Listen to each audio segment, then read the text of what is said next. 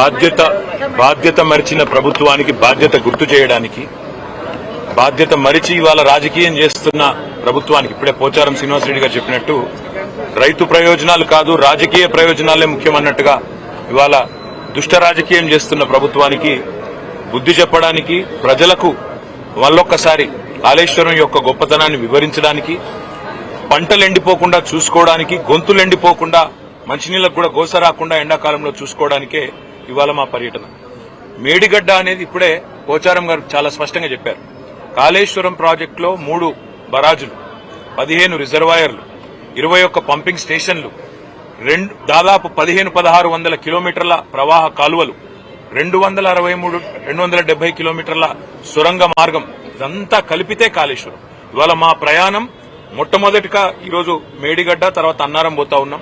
తదనంతరం రాబోయే రోజుల్లో అన్ని రిజర్వాయర్లు కూడా సందర్శిస్తాము, అన్ని చోట్లకు కూడా పోతాము.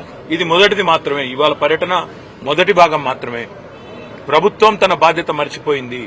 ఇవాళ వర్షాకాలం లోపల రిపేర్లు చేసి అక్కడేమన్నా సమస్య ఉంటే, సాంకేతిక సమస్య ఉంటే దాన్ని నివారించి రైతులకు నీళ్లు ఇవ్వాల్సిన ప్రభుత్వం బాధ్యత మరిచి మళ్ళొక్కసారి తెలంగాణను ఎడారిగా చేసే ప్రయత్నం ఏదైతే చేస్తున్నదో, దశాబ్దాలు తన పరిపాలనతో కాంగ్రెస్ ఎట్లయితే గోసబుచ్చుకున్నదో తెలంగాణను, మళ్ళా అదే ప్రయత్నం ఏదైతే చేస్తున్నదో దాన్ని ప్రజల దృష్టికి, రైతుల దృష్టికి తీసుకురావడానికే మా ప్రయత్నం.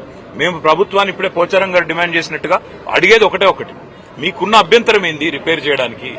బాధ్యుల మీద చర్యలు తీసుకోండి, మేము కాదనట్లేదు. తప్పు జరిగితే బాధ్యుల మీద చర్యలు తీసుకోండి, ఏ రకమైన ఎంక్వైరీలు వేస్తారో వేసుకోండి, కానీ మా మీద కోపం రైతుల మీద తీర్చుకోకండి.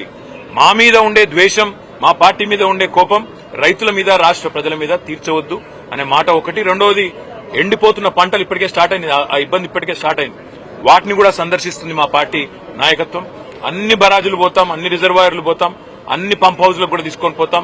అవసరమైతే రాష్ట్రంలోని రైతాంగాన్ని కూడా జాగరూకులను చేసి అన్ని ప్రాంతాలకు మీడియాతో సహా అందరినీ తీసుకొని పోతాం. కాళేశ్వరం యొక్క సమగ్ర స్వరూపం, ప్రజాధనంతో కట్టిన ప్రాజెక్టును ఇవాళ పూర్తి స్థాయి దుష్ట ఆలోచనతో, ఒక కుట్రతో కూల్చే ప్రయత్నం ఏదైతే ప్రభుత్వం చేస్తున్నదో, వరద నీటిలో కొట్టుకపోవాలి, రిపేర్ చేయకపోతే వర్షాకాలంలో వరద వస్తే మొత్తం బరాజ్ కొట్టుకపోవాలన్న ఆలోచన ఏదైతే చేస్తున్నదో దాన్ని ప్రజలకు చెబుతాము.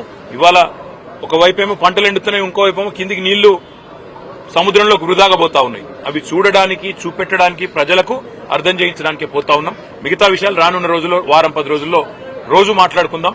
తప్పకుండా మా నాయకులు అందరం కూడా అన్ని రిజర్వాయర్లు గాని, అన్ని పంపింగ్ స్టేషన్లు గాని, అన్ని ప్రవాహ కాలువలు గాని అన్ని చోట్ల కూడా పోతాం. ఇది మొదటిది మాత్రమే మాట నేను మీకు విజ్ఞప్తి చేస్తాను.